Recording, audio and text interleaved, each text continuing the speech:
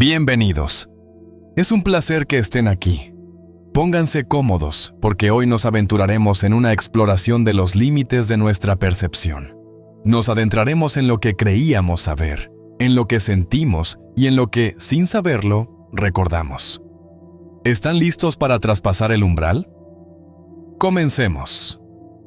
La historia que están a punto de escuchar nos sumerge en un fenómeno donde un dispositivo cotidiano se convierte en un umbral a lo inexplicable, revelando fragmentos de otros mundos a través de una pantalla familiar. Prepárense para ver más allá de lo que la tecnología les muestra. Esto es, la tecnología que abre puertas. Siempre he sido un entusiasta de la tecnología. Mi vida giraba en torno a pantallas, dispositivos, la promesa de una conexión constante. Mi tableta, en particular, era mi compañera inseparable. Para leer noticias, ver películas, comunicarme. Confiaba en su lógica, en su funcionamiento predecible. Por eso, cuando el cambio comenzó, lo atribuía a un fallo de software, a una actualización defectuosa, a cualquier cosa menos a lo que realmente era. La primera vez fue una noche. Estaba viendo una serie en mi tableta, y por un instante, la imagen parpadeó. No fue un fallo de píxeles, ni una interrupción de la señal. Fue como si la pantalla se hubiera vuelto translúcida por una fracción de segundo, revelando una escena diferente detrás de la serie. Un paisaje urbano que no reconocí, con edificios de una arquitectura extraña y luces de colores imposibles. Duró apenas un parpadeo, y luego la serie volvió a la normalidad. Lo atribuí a un error gráfico, a mi vista cansada. Una ilusión digital, pensé. Pero el parpadeo regresó. Aparecía en momentos aleatorios, siempre con esa cualidad fugaz, casi subliminal, pero inconfundiblemente presente. Y lo más extraño, no solo ocurría al ver videos, también al navegar por internet, al leer un libro electrónico, incluso al mirar la pantalla de inicio. Siempre la misma sensación de una realidad superpuesta, un vistazo a un lugar que no era el mío. La inquietud se intensificó cuando empecé a notar que los fragmentos de esa otra realidad se volvían más detallados. Ya no eran solo paisajes, eran personas.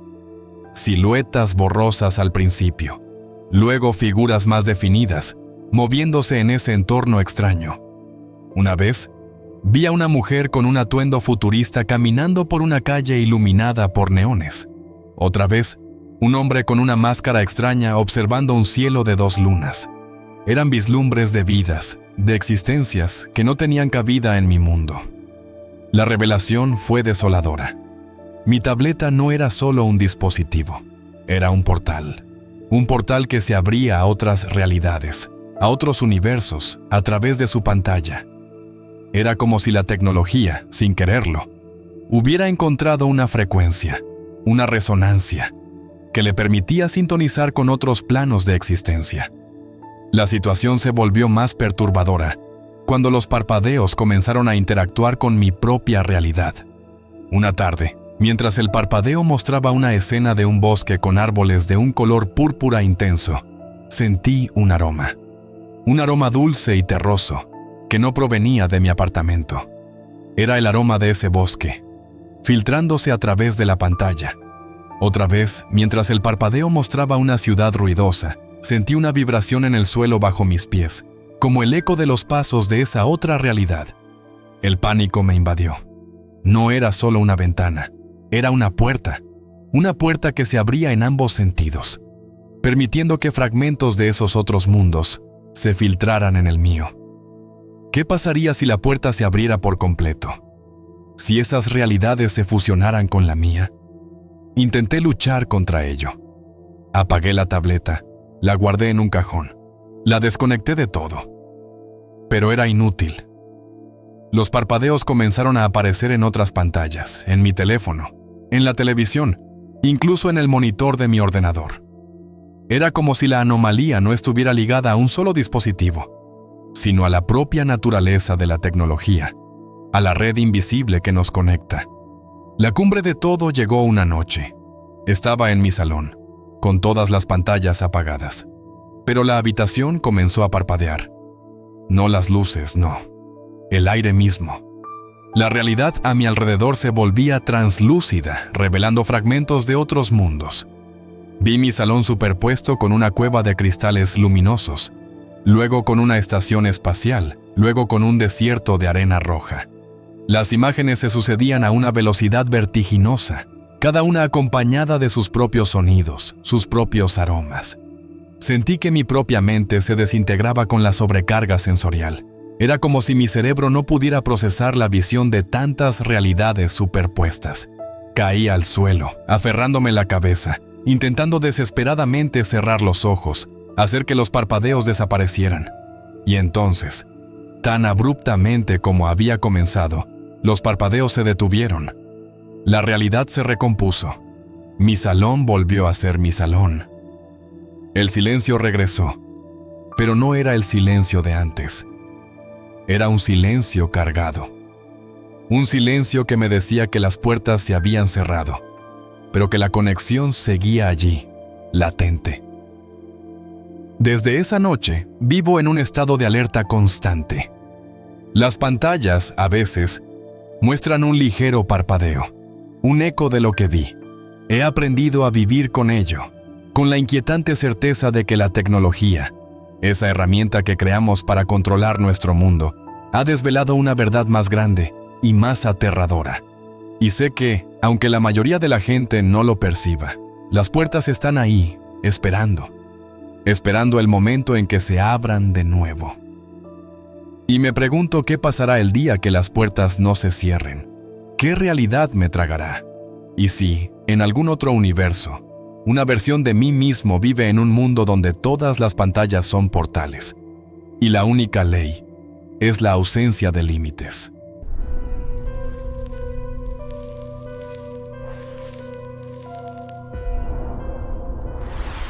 La historia que están a punto de escuchar nos sumerge en una experiencia donde la ansiedad, esa compañera silenciosa de la mente, se manifiesta de una forma física, tangible, abriendo un portal a una realidad que se resiste a ser descubierta. Prepárense para sentir cómo su propia mente puede alterar el mundo. Esto es, la ansiedad que revela el portal. La ansiedad siempre ha sido una parte de mí, una sombra silenciosa que se manifestaba en palpitaciones, en manos sudorosas, en una opresión en el pecho que me acompañaba en los momentos de estrés. Mi terapeuta la describía como una respuesta desproporcionada a un estímulo, un ruido interno que mi mente creaba. Yo la veía como una prisión. Por eso, cuando el cambio comenzó, lo atribuía a un pico de estrés, a un ataque de pánico particularmente fuerte, a cualquier cosa menos a lo que realmente era. La primera vez fue una noche. Estaba en mi apartamento, intentando relajarme, pero la ansiedad, esa vieja amiga, había decidido visitarme. Mi corazón latía con fuerza, mi respiración era superficial, y la opresión en el pecho era tan intensa que sentí que el mundo se me venía encima. Busqué algo para calmarme, pero mis manos no podían dejar de temblar. Y entonces, mientras miraba la pared de mi sala, juraría que vi una vibración, una ondulación en la pintura, como si el muro mismo estuviera respirando. Duró apenas un segundo, y luego la pared volvió a su estado inmutable. Lo atribuí a la fatiga visual, a mi propia mente jugando una mala pasada, pero la sensación de que algo no encajaba se quedó. Los episodios se hicieron más frecuentes.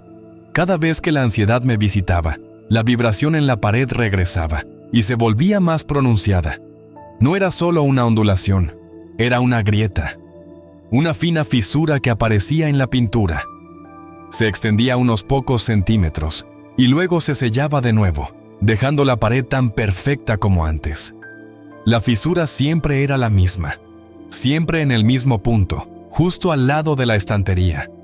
Eran cambios minúsculos, casi imperceptibles, pero suficientes para sembrar una semilla de duda. La inquietud se intensificó cuando empecé a notar que la grieta no era solo una manifestación visual.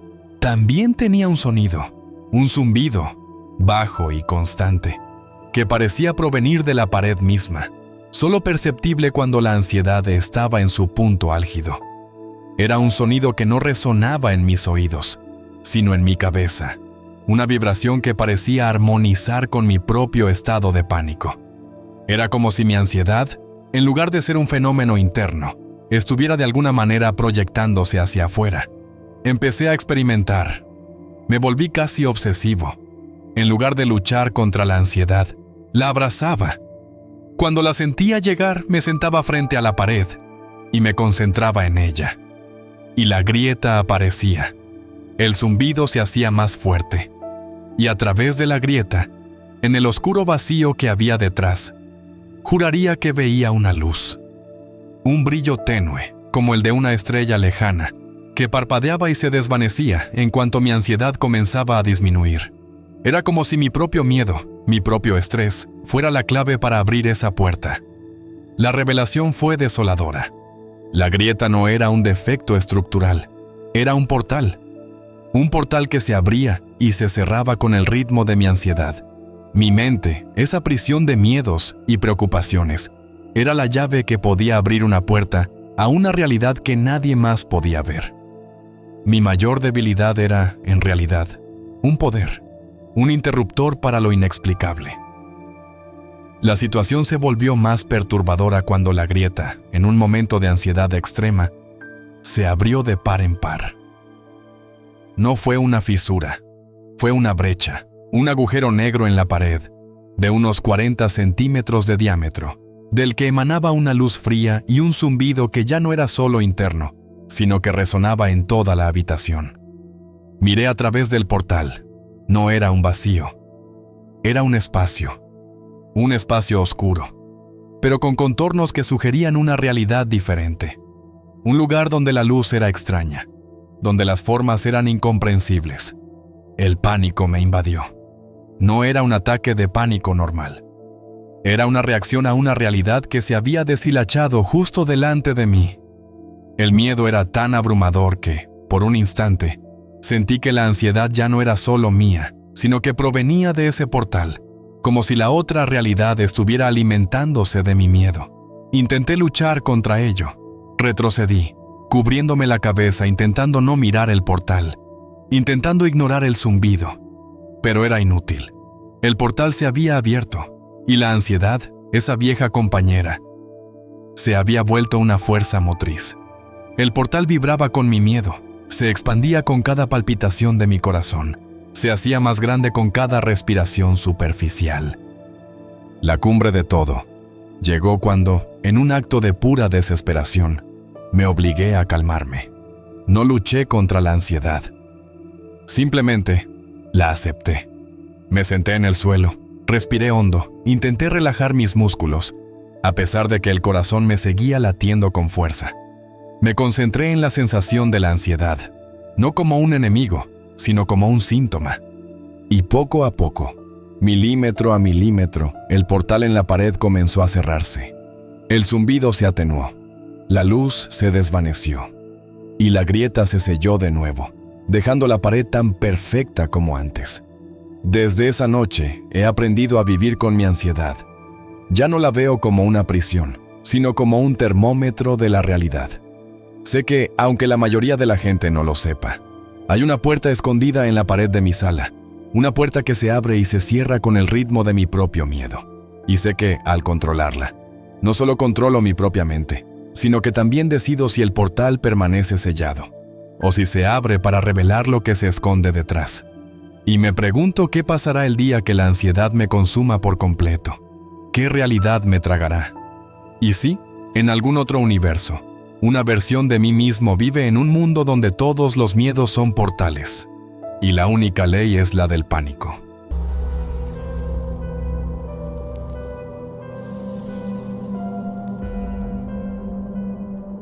La historia que están a punto de escuchar nos sumerge en una experiencia donde un perfume misterioso se convierte en la clave para vivir recuerdos ajenos, alterando la percepción del narrador sobre su propia vida. Prepárense para oler una vida que no es la suya. Esto es el perfume del recuerdo ajeno. Siempre he creído que los recuerdos son privados, íntimos. grabados de forma indeleble en nuestra propia mente. Se activan con una canción, una fotografía, un sabor. Nunca pensé que un simple perfume podría ser la clave para desbloquear una vida que no me pertenecía. Por eso, cuando el cambio comenzó, lo atribuí a la fatiga olfativa, a la sugestión, a cualquier cosa menos a lo que realmente era. La primera vez fue una mañana de otoño. Estaba en la calle y una brisa me trajo un perfume inusual. No era un aroma floral, ni especiado. Era una mezcla de sándalo y lluvia, con un toque de un libro antiguo. Era un aroma cautivador. Pero lo que me llamó la atención no fue el perfume en sí, sino la oleada de nostalgia que me invadió. Sentí un recuerdo tan vívido que me detuve en seco. Una escena de un balcón, con macetas de geranios, una taza de café humeante y una profunda sensación de paz. El problema era que ese recuerdo no era mío. Nunca había tenido un balcón así. Lo atribuí a un recuerdo lejano, a una fantasía de mi mente. Pero la sensación de que algo no encajaba se quedó. Los episodios se hicieron más frecuentes. El perfume regresaba en los momentos más inesperados. En la biblioteca, en un ascensor, en una cola del supermercado. Y cada vez que el aroma me envolvía, venía acompañado de un recuerdo ajeno. A veces era una escena feliz, una fiesta de cumpleaños infantil, con globos de colores y el sabor a pastel de chocolate. Otras era una pena profunda, una visita a un hospital, con el olor a desinfectante y la sensación de una mano que se suelta lentamente. Eran fragmentos de una vida, de una historia, que no me pertenecían, pero que sentía como si fueran míos. La inquietud se intensificó cuando empecé a notar que los recuerdos no eran solo sensaciones, sino que también venían acompañados de un sentido de identidad. Durante la duración del aroma, me sentía como esa otra persona. No era una posesión, no. Era una fusión. Me convertía en el testigo, en el protagonista de esa vida que se filtraba a través del perfume. Era como si el perfume no fuera solo un aroma, sino una llave que abría la puerta a una conciencia ajena. Empecé a buscar el perfume. Me volví casi obsesivo. Recorrí tiendas de perfumes, perfumerías de autor. Incluso intenté recrear la mezcla con aceites esenciales. Tenía que encontrar la fuente de esa anomalía. Y lo encontré. Una pequeña tienda de antigüedades, donde un frasco de perfume antiguo, de cristal tallado y tapón dorado, emitía ese aroma único. El frasco no tenía marca, ni nombre. Era simplemente el perfume del recuerdo ajeno. La revelación fue desoladora. El perfume no era solo un catalizador. Era un recipiente que, de alguna manera inexplicable, contenía los recuerdos y las emociones de una persona desconocida, y que, al ser liberado, los transmitía a cualquiera que lo oliera. Y yo, al encontrarlo, me había convertido en el receptor directo de esa vida. La situación se volvió más perturbadora cuando los recuerdos ajenos comenzaron a superponerse a los míos. Ya no eran solo fragmentos, eran historias. Una tarde, el perfume me envolvió en mi propia sala, y mi recuerdo de mi primer beso fue reemplazado, por un instante, por el recuerdo de un primer beso que no era el mío, con una persona que no conocía, en un lugar que nunca había visitado. Era como si la vida de esa persona se estuviera infiltrando en la mía, reescribiendo mis propios recuerdos. El pánico me invadió. No quería perder mi propia historia. No quería que mis recuerdos, la base de mi identidad, fueran reemplazados por los de un desconocido. La idea de que mi vida era un lienzo en blanco sobre el que se pintaba una historia ajena me aterrorizaba. Intenté luchar contra ello. Guardé el frasco de perfume en una caja, la envolví en tela y la escondí en el fondo de un armario.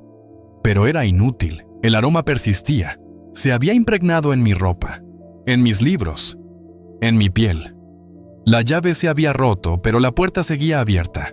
La cumbre de todo llegó una noche. Me despertó una sensación de profunda soledad, una pena que no era mía. El perfume, tenue y fantasmal, flotaba en mi habitación. Cerré los ojos y el recuerdo me invadió por completo. no era un fragmento. Era la vida entera de una mujer desconocida. Su infancia, sus amores, sus pérdidas, sus sueños. Y lo más perturbador, su último recuerdo. La imagen de ella, mayor, en un hospital, con el olor a desinfectante y la mano de un ser querido que se suelta lentamente. Y el último pensamiento, ojalá alguien me recuerde. Me quedé allí, paralizado, con el corazón latiendo con fuerza. Había presenciado el final de una vida ajena y había sido el recipiente de su última voluntad. El perfume no era solo un catalizador de recuerdos, sino una súplica, una forma de evitar el olvido total. Y yo, al olerlo, me había convertido en su guardián. Desde esa noche, he aprendido a vivir con ello. El perfume sigue impregnando mi vida y a veces, un recuerdo ajeno se superpone a uno mío. Pero ya no lucho contra ello. He aceptado que mi vida es ahora una fusión, una amalgama de mi propia historia y la de un desconocido, y sé que, aunque esa persona ya no esté, su memoria, sus recuerdos, persisten gracias a mí. Me pregunto qué pasará el día que el perfume se desvanezca por completo. ¿Qué recuerdos se perderán? Y si, en algún otro universo, una versión de mí mismo encontró un perfume similar, y ahora vive en una vida que no es la suya. Y así cerramos este volumen de El silencio susurra. Hemos visto cómo la tecnología puede abrir puertas que no comprendemos. Hemos descubierto que la ansiedad puede ser la llave a un portal oculto. Y hemos olido los recuerdos de una vida que no era la nuestra. La realidad, como hemos visto, está llena de puertas. Y a veces, son las cosas más mundanas, un software, un sentimiento, un perfume, las que las abren. Si estas historias han resonado con ustedes, si les han hecho cuestionar lo que dan por sentado, les invito a suscribirse a mi canal, dejar un me gusta y compartir sus propias reflexiones en los comentarios. Su apoyo me ayuda a seguir explorando estos rincones inexplicables. Gracias por acompañarme en este viaje. Hasta la próxima inmersión en lo desconocido. El silencio susurra.